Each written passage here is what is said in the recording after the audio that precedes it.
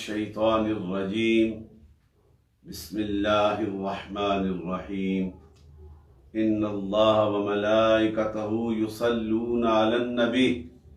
یا ایہا الذین آمنوا صلوا علیہ وسلموا تسلیما الصلاۃ والسلام علیک یا سیدی یا رسول اللہ وعلی آلک واصحابک یا سیدی یا حبیب اللہ۔ برادران اسلام، برادران طریقت، یاران طریقت، السلام علیکم ورحمۃ اللہ وبرکاتہ۔ الحمدللہ، اللہ تعالیٰ کی خاص کرم نوازیوں کے صدقے، نبی رحمت کی بے پناہ کرم کے صدقے، آج 25واں رمضان المبارک افطار سے پہلے تمام یاران طریقت کی بارگاہ میں حاضری اور انہیں میں دعا اور سلام پیش کرتا ہوں۔ آج رمضان المبارک کا یہ آخری عشرہ، اس کے 5 روزے گزر چکے، اب تھوڑے دن باقی رہ گئے، تھوڑی راتیں باقی رہ گئیں۔ جن راتوں کو یاد کرنے والے کو کتنا انعام ہوتا ہوگا، راتوں کو سجدہ ریزیاں کرتا ہوگا، قرآن پاک پڑھ کے، اپنے حبیب کی بارگاہ میں درود و سلام پڑھ کے اللہ کی بارگاہ میں التجا کرتا ہوگا، اور وہ کتنا خوش قسمت ہوگا کہ اس کے ساتھ صف میں، اس کے قریب پہلو میں رب کے فرشتے اتر کر اس سے مصافحہ کرتے ہوں گے۔ یہ آخری لمحات میرے دوستو، اسے غنیمت جانو اور رمضان المبارک کی ان برکتوں کو سمیٹنے کی کوشش کرو۔ اگر کسی کو کچھ پچھلے دنوں موقع نہ ملا ہو تو ان دنوں کو غنیمت جان کے اللہ کی بارگاہ میں گڑ گڑا کر، اللہ کی بارگاہ میں اس کی تسبیحات کر کے، اسے دل سے یاد کر کے، فاذکرونی اذکرکم، یعنی جو اسے یاد کرتا ہے رب اسے یاد کرتا ہے، یا remember me I will remember you, یہ وہ شان ہے۔ اللہ تعالیٰ ہمیں اس کے ذکر کی لذت سے، برکتوں سے، لذتوں سے آشنائی عطا فرمایا مالک۔ اور پھر رمضان المبارک کے آخری عشرہ مبارکہ میں یہ دعائیں بھی کرتے رہیں کہ تو گزر کرنے والا ہے۔ اللہم انک عفو تحب العفو فاعف عنی، اے میرے مالک ہمیں بخش دے، تو جو ہے محبت کرتا ہے، اور ہمیں بھی بخش دے، محبت کر رہے ہیں، یعنی مغفرت مانگنے والوں کی، معافی مانگنے والوں پہ کرم کرتا ہے، ہمیں معاف فرما دے۔ یہ دعا کریں، اللہ کرم فرمائے، اور اس آخری رمضان المبارک کی گھڑیوں میں مولا کریم سب کی منزلیں آسان فرمائے۔ آج میں جو اللہ کی راہ میں شہید ہوتے ہیں، جو خالصتاً اس کے ذکر کی خاطر اپنی جان کے نذرانے پیش کرتے ہیں، جب سے یہ توحید کا سلوگن بلند ہوا 14 سینچریز اگو، سید المرسلین خاتم النبیین حضرت محمد مصطفیٰ صلی اللہ علیہ وسلم نے جب اللہ کی توحید کا نعرہ بلند فرمایا، جو حضور کے اس دامن میں آ کر حضور کی غلامی کو اختیار کر لیا، انہوں نے گھر بار کو چھوڑ دیا، بھائی بہن سے جدا،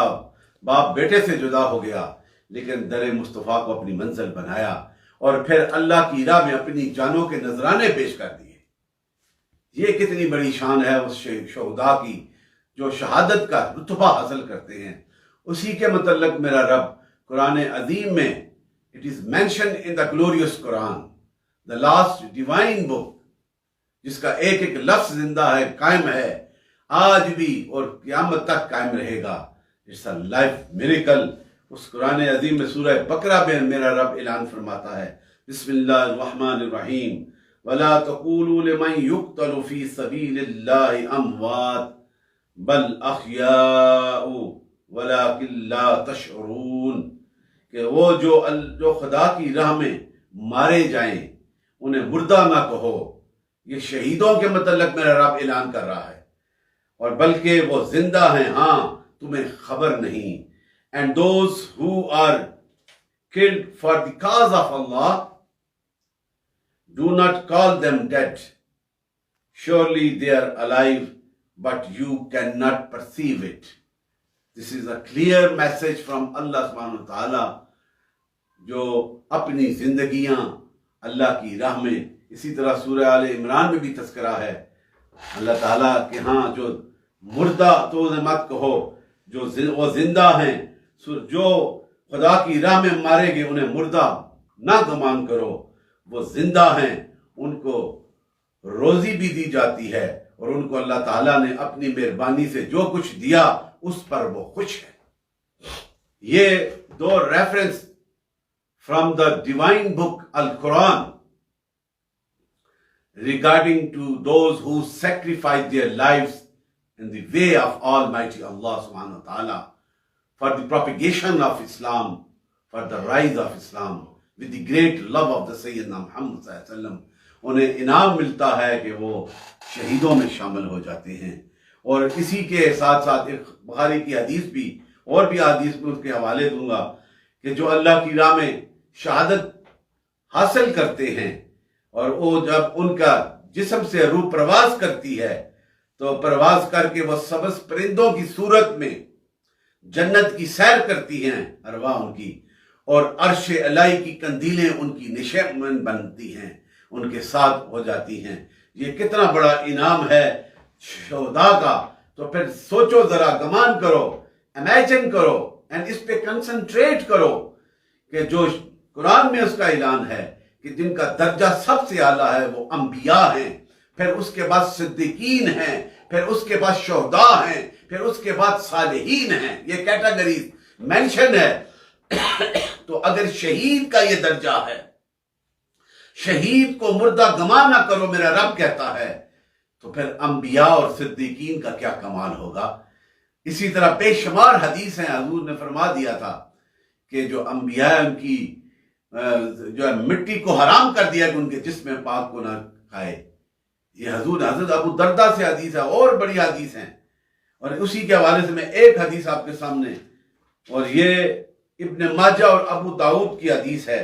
یعنی اللہ تعالیٰ نے زمین پر حرام کر دیا ہے، اللہ تعالیٰ نے زمین پر حرام کر دیا ہے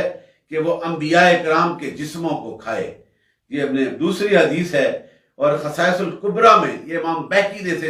لکھا ہے، یعنی انبیاء اپنی قبروں میں زندہ ہیں اور نمازیں پڑھتے ہیں۔ آج کیونکہ میں نے صرف شہداء کے حوالے سے تذکرہ کرنا ہے کہ جو شہید یہ تیسرے درجے پہ آتے ہیں، انبیاء، پھر صدیقین، اور پھر شہداء، اور پھر چوتھے درجے پہ صالحین، جنہیں اولیاء کرام، جو ہائیلی پیوریفائڈ پرسنالٹی،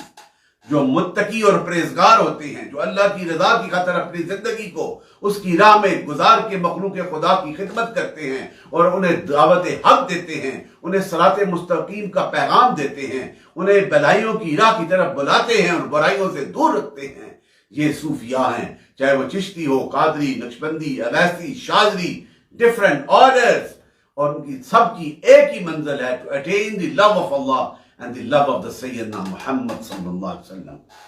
یہ صالحین کا مقام ہے۔ آج شہداء کے حوالے سے میں آپ کے سامنے ایک دو تذکرے یہ ضرور رکھنا چاہتا ہوں، اور انہی کے حوالے سے یہ ایک کہ جو شہید ہیں ان کے متعلق کیا فرمایا گیا۔ اور میں اس لیے عبارت پڑھنے لگا ہوں کہ کسی کے ذہن میں یہ گمان نہ ہو کہ یہ کوئی افسانہ گڑھا جا رہا ہے، یہ حقیقت ہے۔ اور 1400 years ago our beloved Prophet Muhammad sallallahu alaihi wasallam already mentions regarding the status of the shuhada۔ تو میرے دوستو، اسی کے حوالے سے اب ایک زیارت مزارات شہداء، یہ دلائل النبوہ میں اس کا جلد نمبر 3 میں اس کا حوالہ لکھا گیا ہے، اور یہ لکھا گیا کہ حضور نبی اکرم صلی اللہ علیہ وسلم شہیدان اسلام کی مزارات کی زیارت کے لیے خود بھی قدم رنجا فرمایا کرتے، اور حضور کے بعد خلفائے راشدین کا بھی یہی معمول تھا۔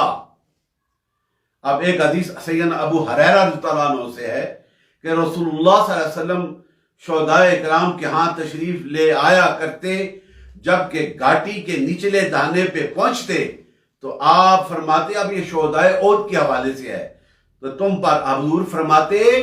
نبی رحمت یہ فرماتے کہ تم پر سلامتی ہو اس صبر کی وجہ سے جو تم نے کیا، بس تمہارا آنے والا گھر بہت بہترین ہے۔ اور حضرت ابو بکر بھی حضور کے بعد ایسا ہی کرتے، سیدنا حضرت عمر فاروق بھی حضرت ابو بکر کے بعد اسی طرح یہ معمول تھا جو حضور کا معمول تھا،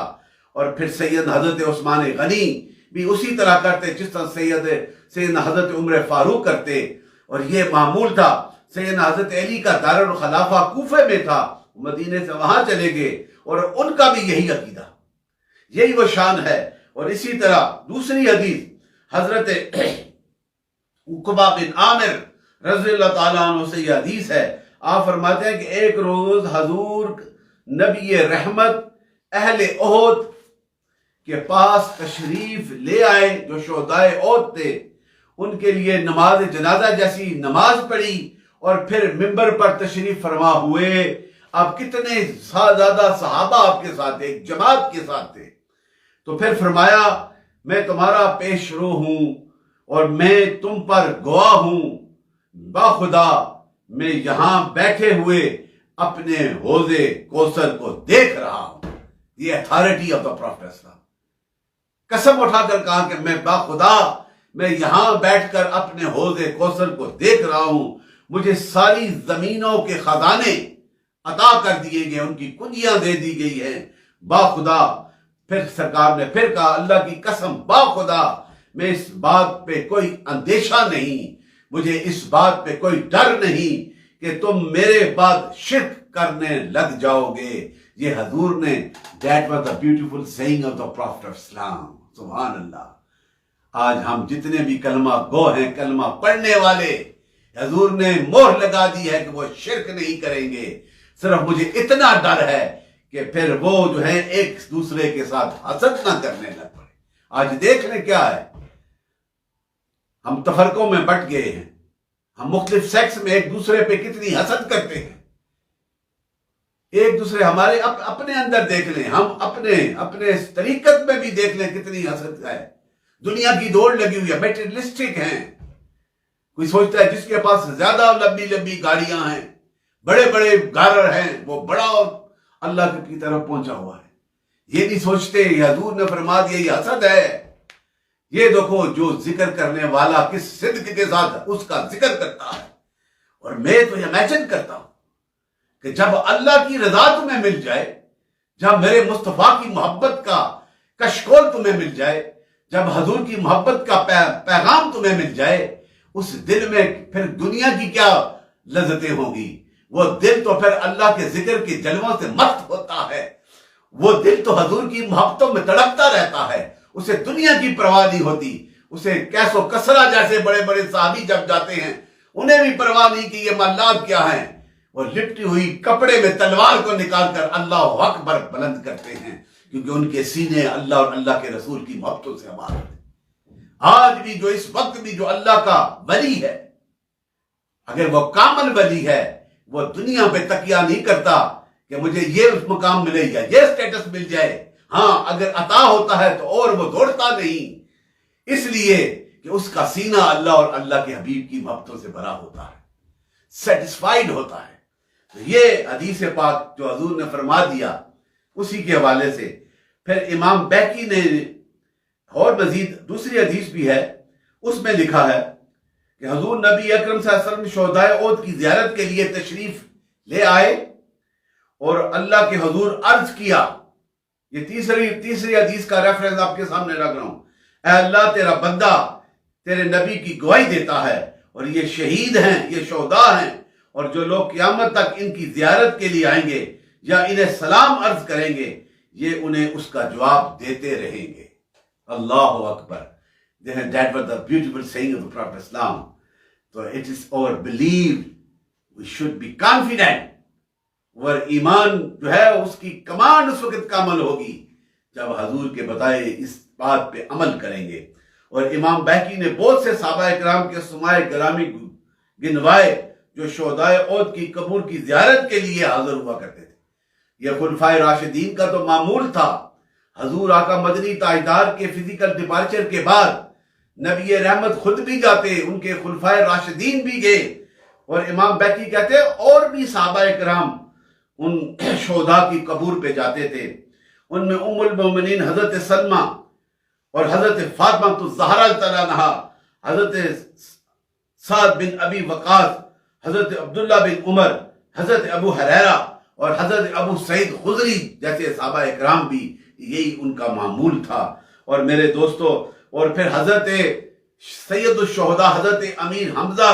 رضی اللہ تعالیٰ عنہ کی قبر مبارک پہ جاتے سلام کرتے، اور یہ تاریخ میں، اور یہ امام بہقی نے اسے بھی روایت کیا ہے کہ ان کے سلام کا جواب بھی وہ سنتے۔ یہ شان ہے۔ آپ اسی طرح ان شہداء کی یہ عظمت اور شان جو اللہ کی راہ پہ اپنی جان کا نذرانہ دیتے ہیں، ان کے متعلق کہ ان کے جسم پاک اسی طرح رہتے ہیں، یہ شہداء کی شان ہے۔ پھر صدیقین کی کیا شان ہوگی اور انبیاء کی کیا شان ہے، جو میں نے پہلے بتا دیا ہے حضور کی حدیث کے حوالے سے۔ اب یہ ان شہداء کے حوالے سے علامہ محمود آلوسی رحمت اللہ تعالیٰ اپنی شرح آفاق تفسیر روح المعانی میں سورہ بقرہ کی اس آیہ کریمہ جو میں نے آپ پہلے تلاوت کی، اس کا ترجمہ آپ کو سنایا، اسی کے حوالے سے فرماتے ہیں یعنی سلف صالحین کی اکثریت کا یہی مذہب ہے۔ شہداء کی زندگی روحانی اور جسمانی دونوں طرح کی زندگی ہے، اور بعض کا خیال ہے صرف روحانی زندگی ہوتی ہے، لیکن پہلا قول زیادہ صحیح ہے۔ اور اسی طرح تفسیر مزری میں، یہاں پہ میں نے نکالی ہے لیکن وقت میرے خیال میں اتنا نہ ہوگا، لیکن پھر بھی میں تھوڑا سا اس کا حوالہ آپ کے سامنے رکھ دیتا ہوں، تفسیر مزری کا بھی۔ تفسیر مزری میں بھی یہ حکم ہے اسی کا کہ یہ میں نے آگے جو میں تھوڑا سا یہ بیان کر کے پھر میں اس تفسیر کا بھی حوالہ آپ کے سامنے رکھتا ہوں کہ اللہ تعالیٰ کی روحوں کو جسموں کی قوت دیتا ہے۔ یہ تفسیر مزری کا ہے کہ اللہ تعالیٰ، یہ تفسیر لکھی ہے انہوں نے فرمایا کہ اللہ تعالیٰ ان روحوں کو جسموں کی قوت دیتا ہے، وہ زمین اور آسمان اور جنت میں جہاں چاہتے ہیں وہاں شہداء اپنے دوستوں کی امداد کرتے ہیں اور اپنے دشمنوں کو ہلاک کرتے ہیں۔ اور اسی کے حوالے سے، ان جسموں کے حوالے سے چنانچہ ایک مرتبہ امام مالک نے یہ روایت فرمایا ہے کہ جنگ احد کے 46 سال بعد، after 46 years after the Uhud battle، حضرت عمر بن جموع اور حضرت عبداللہ بن جبیر کی قبر، جو دونوں ایک ہی قبر میں ڈالے گئے تھے، سیلاب کی وجہ سے کھل گئی تھی، اور ان کے اجزاد، ان کے جسم طاہر اور یوں تر و تازہ اور شگفتہ اور شاداب پائے گئے جیسے انہیں کل ہی دفن کیا گیا۔ یہ بھی حوالہ موطا امام مالک نے بھی لکھا ہے اور دوسری کتب میں بھی ہے، اور امام مالک کی حوالے سے یہ میں نے روایت آپ کے سامنے پیش کی ہے۔ اور اسی طرح پھر 20ویں صدی کی بات کرتا ہوں، جب دریائے دجلہ میں سیلاب آ گیا، پانی زیادہ بڑھ گیا، تو عبداللہ بن جابر اور دیگر شہداء کی قبروں کے قریب پہنچ گیا، تو حکومت عراق نے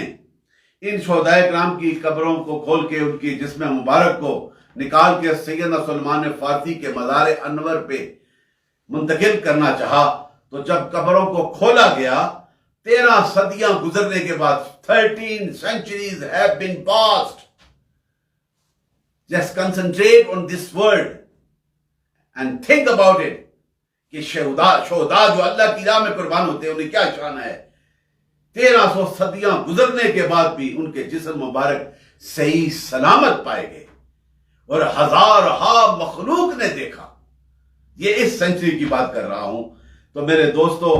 بل احیا کا معنی یہی ہے نا کہ وہ زندہ ہے، میرے رب نے جو کہہ دیا ہے۔ اور اسی کے حوالے سے تفسیر مزری میں بھی یہ حوالہ لکھا ہوا ہے۔ آپ نے اس تفسیر میں اسی آیہ کریمہ سورہ بقرہ کی آیہ مبارکہ کے حوالے سے، یہ صرف اس لیے میں کھول کے پڑھ رہا ہوں تاکہ یہ نہ کوئی سمجھے کیونکہ اپنی طرف سے افسانہ یا کہانی ہو رہی ہے۔ یہ ان مفسرین اور محققین اور عاشقان رسول کی تحریریں ہیں، اور پھر حضور کی احادیث ہیں جو میں نے آپ کے سامنے رکھی ہیں، اور پھر ان شہداء پہ اس پہ عمل کرنے والے خلفائے راشدین ہیں، اور بعد میں دوسرے صحابہ اکرام، یہی ان کا عقیدہ ہے۔ اور اسی کے حوالے سے وَلَا تَقُولُوا لِمَنْ يُقْتَلُ فِي سَبِيلِ اللَّهِ أَمْوَاتٌ، اور نہ کہو جو لوگ مارے جائیں اللہ کی راہ میں وہ مردہ ہیں۔ اور اسی کے حوالے سے یہ آیت شہداء بدر کے حوالے سے بھی ہے، اور دوسرا حضور شہداء احد کے قبور پہ بھی جاتے ہیں، یہ آیت شہداء بدر کے حوالے سے جو وہ شہدا جن میں بدر میں 6 مہاجرین جنہوں نے جام شہادت حاصل کیا اور 7 انصاری، ان میں خزرجی زیادہ تھے، قبیلہ خزرج کے، انہوں نے جام شہادت حاصل کیا، اس کے حوالے سے یہ اعلان ہے۔ رب تعالیٰ فرماتا ہے کہ پھر تم یہ نہ گمان کرو کہ فلاں شخص مر گیا اور دنیا کی نعمت اس سے چھوٹ گئی۔ اللہ تعالیٰ نے ان کے اس گماں کے ازالہ کے لیے، ان کے درجات میں آگاہ کرنے کے لیے آیت نازل فرمائی، بلکہ وہ زندہ ہیں، اور شہداء کے زندہ ہونے کا مطلب ہے کہ اللہ تعالیٰ ان کی ارواح کو جسم جیسی قوت، جو میں نے پہلے بتایا، یہی میں پڑھ کے پھر مدری کی تفسیر آپ کے سامنے رکھ رہا ہوں، کہ ذریعے انہیں زمین و آسمان اور جنت میں ہر جگہ ان کی سیر کراتا ہے۔ اور علامہ بغاوی بھی یہی فرماتے ہیں کہ شہدائے بدر کی روحیں ہر رات، یہ بڑی خوبصورت سٹیٹمنٹ ہے، شہدائے بدر کی روحیں ہر رات عرش کے نیچے سجدہ کرتی ہیں۔ یہ بدری جو صحابی جنہوں نے اسلام کی عظمت کی خاطر، میرے مصطفیٰ کی اس دین اور مصطفیٰ کی محبت کی خاطر اپنی جانوں کے نذرانے دے کر جام شہادت حاصل کیا ہے، ان کی ارواح جو ہیں ہر روز عرش کے نیچے سجدہ کرتی ہیں اور اسی طرح قیامت تک کرتی رہیں گی۔ اور اس حدیث میں ہے کہ رسول اللہ صلی اللہ علیہ وسلم نے فرمایا، جب شہید ہوتے ہیں تو اللہ تعالیٰ ایک نہایت عمدہ جسم میں ان کو اتارتے ہیں اور روح کو حکم دیتے ہیں کہ اس میں داخل ہو، اور اس میں داخل ہو کر اپنے پہلے جسم کو دیکھتی ہے اور بولتی ہے اور سمجھتی ہے، لوگ میرا کلام سنتے ہیں اور مجھے دیکھتے ہیں۔ اسی حالت میں روحیں بھی ان کے پاس آتی ہیں اور اسے آ کر لے جاتی ہیں۔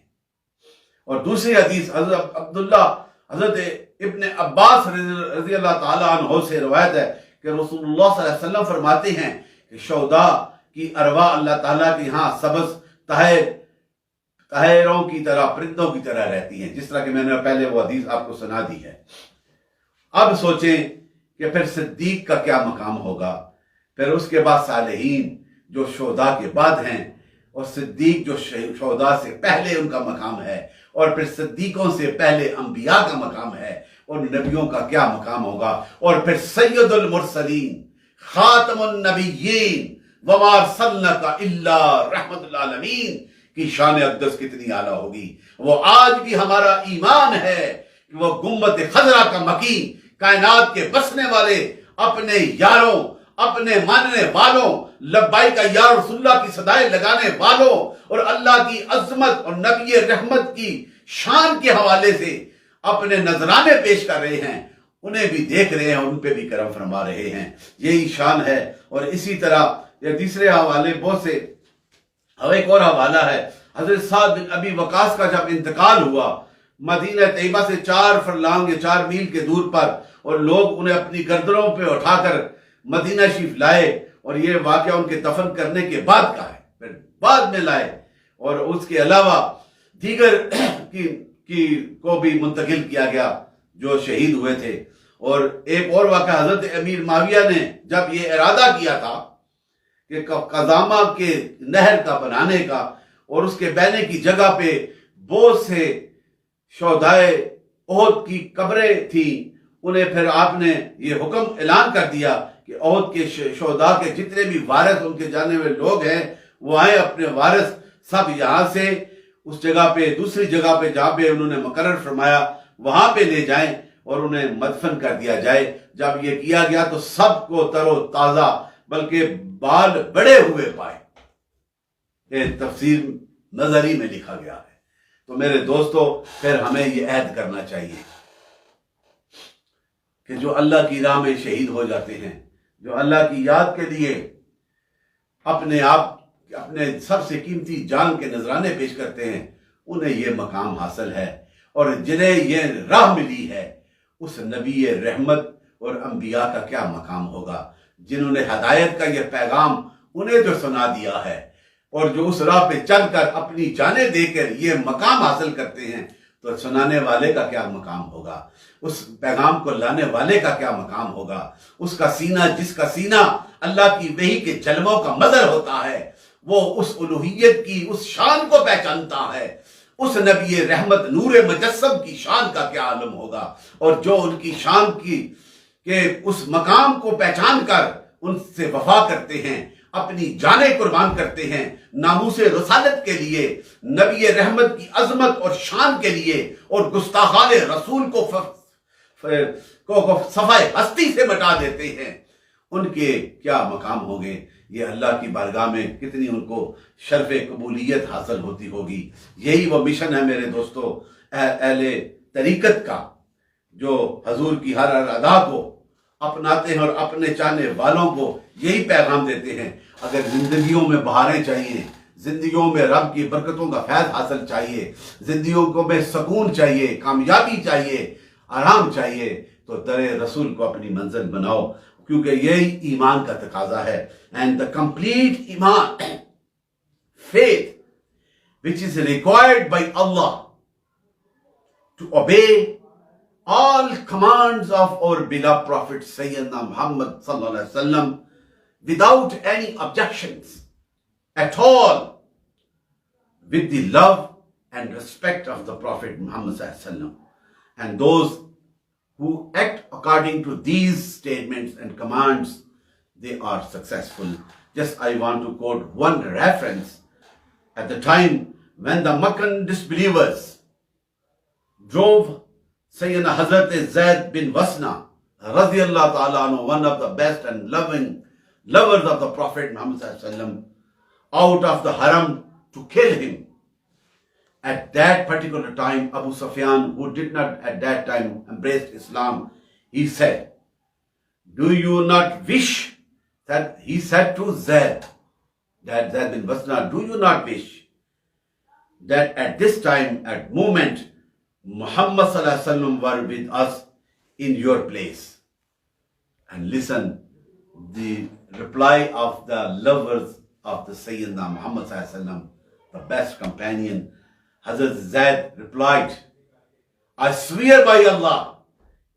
I do not wish that Muhammad sallallahu alaihi wasallam were at this moment in place where even a thorn could hurt him. I am with and my family. That is the love that he explained. I don't feel even a single thorn hurt the Prophet Muhammad sallallahu alaihi wasallam. So after that statement, Abu Sufyan replied and said that I have never been seen a people love anyone so deep as the companions of Muhammad sallallahu alaihi wasallam love Muhammad sallallahu alaihi wasallam. So that was the highest degree of the love that the companions showed in respect of our beloved Prophet. And this inspires us. If you and me want to be a best Muslim, best seeker, best believers of the Islam, that is the only options. We should pay respect to our beloved Prophet Sayyidina Muhammad sallallahu alaihi wasallam. Once you keep in your mind the loving of the Prophet, it is necessity of success of your lives. So definite, there is no doubt at all, Allah subhanahu wa ta'ala will reward us. And we are seeking that reward. And we beg to Allah subhanahu wa ta'ala, we should steadfast on these lines as the companions did in their beautiful lives, to obey the command of our beloved Prophet Muhammad sallallahu alaihi wasallam with the core of their hearts. So this is the time, and take that opportunity, my brothers and sisters of Islam, during this month of blessing, month of forgiveness, month of charity. We should act like the companions. We are not able to that status, but we should think in your minds that if we want to success in our lives, if you want peace in their lives, we should pay respect to the Prophet Muhammad sallallahu alaihi wasallam. How to pay? By reciting Durood Sharif,